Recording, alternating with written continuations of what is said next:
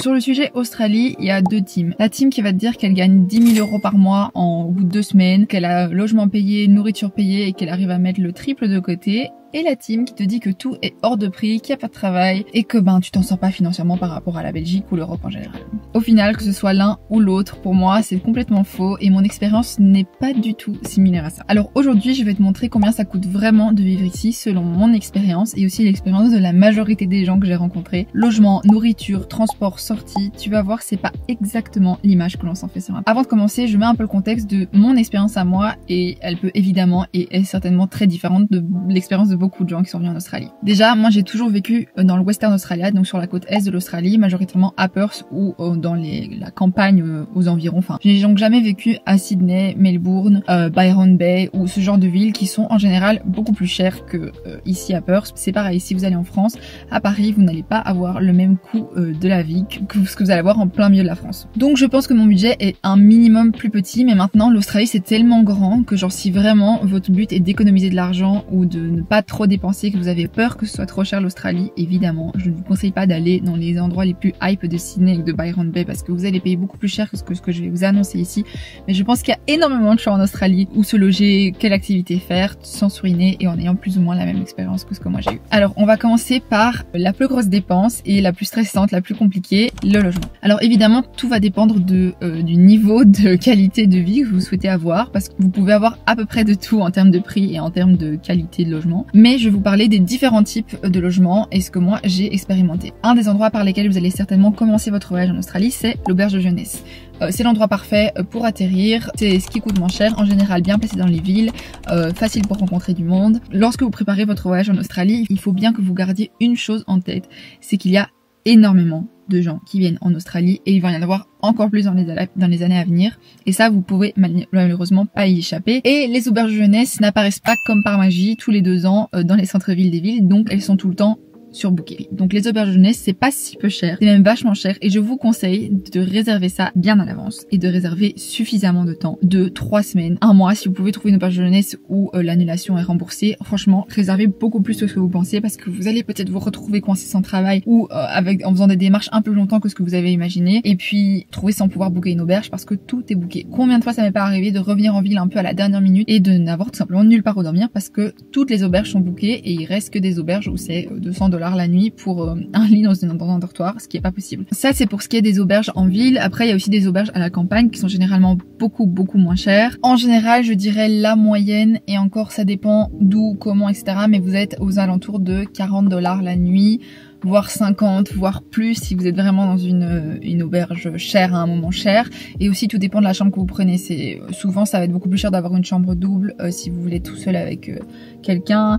Une chambre de 8 va être beaucoup moins chère qu'une chambre de 4, etc.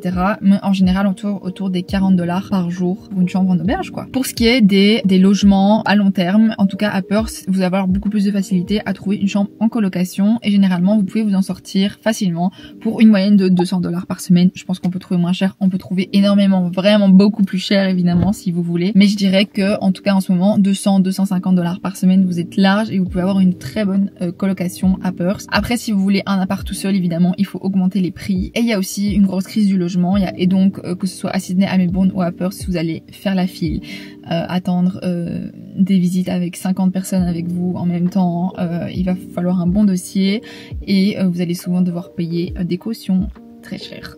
Mais bon. Pour le logement, il y a aussi plein d'autres alternatives quand vous arrivez si vous voulez ne pas trop payer. Déjà, la première, c'est les LPICs ou les woofing. C'est quand vous allez travailler quelques heures par jour dans une maison. Par exemple, vous allez faire du jardinage, vous allez occuper des animaux de la ferme et en échange, vous avez l'accommodation et parfois aussi la nourriture. Ça peut être un super bon moyen d'atterrir dans un pays, de prendre le temps de se remettre des décalages horaires, de s'acclimater un peu, etc. tout en rencontrant des locaux qui peuvent souvent vous aider avec des meilleurs tips que les gens en auberge pour que ce soit trouver un logement, avoir un taf, etc. Et en plus de ça, vous faites quelque chose de vos journées, donc ça c'est un super bon moyen. Et la deuxième chose, c'est le pet sitting. Il y a quelques sites en Australie qui fonctionnent très bien, où vous pouvez en fait vous garder la maison de quelqu'un ainsi que ses animaux, vous en occuper, tout du coup en échange vous avez le logement gratuitement. Ça je dirais que c'est les deux choses qui fonctionnent bien. Il faut quand même y mettre du temps pour se créer un bon profil, envoyer des messages, etc. Ça se fait pas en 2 secondes, mais si vous arrivez à vous créer un profil qui fonctionne un peu, franchement, ben c'est chouette quoi, ça marche bien et bah ça vous permet d'économiser beaucoup d'argent parce que les logements sont en effet assez chers en Australie. On passe maintenant au deuxième point qui est la nourriture. Alors ça vraiment, tout le monde m'avait dit que tout était plus cher en Australie alors que je ne trouve pas du tout. Bon, pour remettre en contexte, le dernier endroit où j'ai vécu en Europe, c'était à Bruxelles, en Belgique. Donc je sais que c'est pas non plus l'endroit le moins cher. Pour moi, l'Australie en termes de courses alimentaires est moins cher que la Belgique. Mon panier moyen à la semaine revient moins cher qu'en Belgique, je vous le dis. Après, il faut aussi se rendre compte que la qualité de ce que vous allez manger est sûrement en général beaucoup moins bien.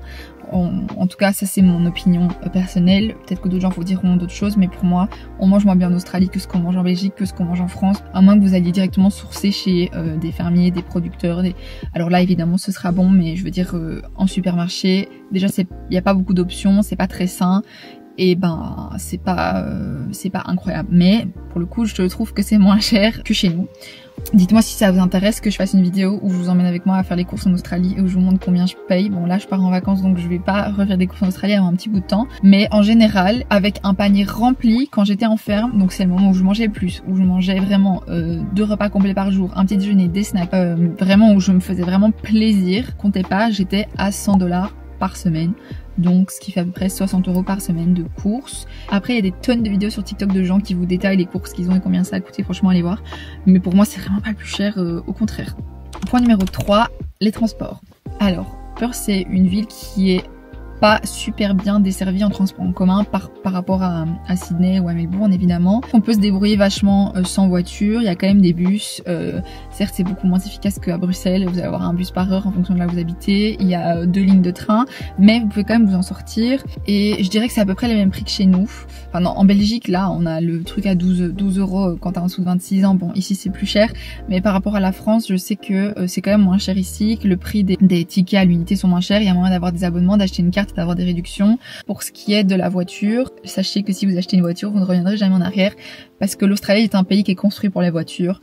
C'est facile de se garer partout, les routes sont immenses, tout est fait pour être fait en voiture, c'est des immenses centres commerciaux où vous pouvez vous garer en voiture, enfin genre tout est plus simple quand t'as une voiture, même la plage, toutes les plages etc, c'est beaucoup plus simple en voiture, c'est faisable sans, mais une fois que vous avez une voiture, vous goûtez à vraiment la liberté et la vie australienne, et si vous sortez de la ville, bah, sans voiture c'est juste impossible de voyager parce que c'est des étendues qui sont immenses, parfois il n'y a rien du tout entre eux, donc je pense que c'est possible sur la côte est, il y a une ligne de train je crois qui remonte, et sur la côte ouest c'est un peu compliqué quoi, il y a 2 bus qui vont au sud, puis le reste c'est pas du tout desservi. En général le prix des voitures elles sont beaucoup moins chères que chez nous. Nous on a acheté cette voiture-ci complètement aménagée, complètement enfin nickel, tout ce que vous pouvez imaginer pour même pas 3000 €. On n'aurait jamais pu acheter une voiture comme ça en Belgique. Les taxes sont beaucoup plus faibles qu'en Belgique aussi. Ici on paye ce qu'on appelle une registration, genre la plaque, c'est genre pour que comme une taxe de circulation, et on paye 250 $, un truc comme ça tous les 3 mois, donc c'est vraiment pas énorme. Et alors l'essence est moitié prix de ce qu'elle est en Belgique. Donc je dirais que c'est moins cher d'avoir une voiture en Australie que ce que c'est d'avoir une voiture chez nous, notamment dans le Western Australia, parce que tu dois pas payer de parking, tu dois pas, enfin tu peux juste te garer, enfin c'est beaucoup plus simple. Encore une fois ça peut être vraiment différent si vous vivez dans le centre de Sydney, en pleine ville, que ce que moi je vis ici, mais je pourrais plus me passer de ma voiture maintenant, vraiment c'est trop dur de vivre en Australie sans voiture, enfin bref. 4e point, les sorties et les loisirs. Alors ça, je suis désolée mais ça va faire mal. C'est ce qu'il y a de plus cher en Australie et c'est souvent ce qui ressort le plus, c'est que oui, en effet, manger dehors, c'est très cher. Les activités, en fait, si vous êtes touriste en Australie, c'est très cher. C'est beaucoup plus cher que chez nous, c'est beaucoup plus cher que partout où je suis allée. Je dirais, les hôtels sont très très chers, les restaurants sont chers, pour aussi encore une qualité qui laisse à désirer en fonction de là où vous allez. C'est plus difficile de trouver un vraiment bon restaurant selon moi ici que ce que ça l'est chez nous. Il y en a évidemment, hein, heureusement, mais tout est plus cher, l'alcool est beaucoup plus cher, donc les soirées sont plus chères. Les loisirs en général sont beaucoup plus chers, alors il y a toujours des moyens de trouver du pas cher. C'est comme partout, si vous êtes décidé à trouver des petits tips et tout, pour payer moins cher, il y a toujours moyen évidemment, mais en général c'est quand même beaucoup moins accessible que chez nous je dirais. Donc voilà, je pense que c'est à peu près les 4 points principaux qu'il faut analyser quand on regarde le coût de la vie en Australie. Le coût de la vie en Australie c'est un peu vague, il faut surtout voir la qualité de vie que l'Australie peut vous apporter, et ça la qualité de vie en Australie, elle est l'une des plus élevées au monde. Ça, c'est pas moi qui l'invente. Et c'est pas pour rien. Déjà, les salaires sont beaucoup plus élevés. Il y a beaucoup plus facilité pour vous d'atteindre des salaires qui sont beaucoup plus hauts que ce que vous atteindrez chez nous en fonction de vos métiers, de vos compétences, des choses à faire valoriser. Et alors là, vous pouvez avoir une qualité de vie qui monte très vite. Il y a beaucoup d'opportunités différentes dans tous les secteurs. Et puis vous avez tous les avantages que l'Australie amène en termes de nature et d'environnement, d'équilibre au travail, de santé, de bien-être, de tout ça. Et je pourrais en faire une autre vidéo, mais il y a beaucoup de choses à dire aussi. Donc je pense que peut-être qu'il y a certaines choses qui sont un peu plus chères, mais qu'en général, c'est beaucoup plus simple d'avoir une bonne qualité de vie ici que ce que ça l'est, je pense, d'avoir une bonne qualité de vie à Paris ou à Bruxelles par exemple. Un des autres avantages aussi, et je pense qu'il mérite une notion honorable, c'est que c'est facile de voyager pour très peu cher autour de l'Australie. Et c'est aussi pour ça que le visa vacances-travail est autant prisé, c'est que tu peux travailler quelques mois en Australie, faire plus d'argent que ce que tu ferais chez nous. Je dis pas spécialement se faire 10 000 euros toutes les semaines, mais dans le sens de faire plus d'argent quand même, avoir une meilleure qualité de vie tout en étant sur place et se permettre de voyager dans des destinations aux alentours à quelques heures d'avion qui sont très peu chères pour le coup, que ce soit les pays d'Asie du Sud-Est, majoritairement ça en fait, les pays d'Asie du Sud-Est ou d'Asie en général si vous voulez aller plus loin. Donc voilà, je pense que si c'est le coût de la vie qui te fait peur et qui te retient de venir en Australie, eh bien il faut que tu t'enlèves cette idée de la tête parce que c'est pas si effrayant que ça.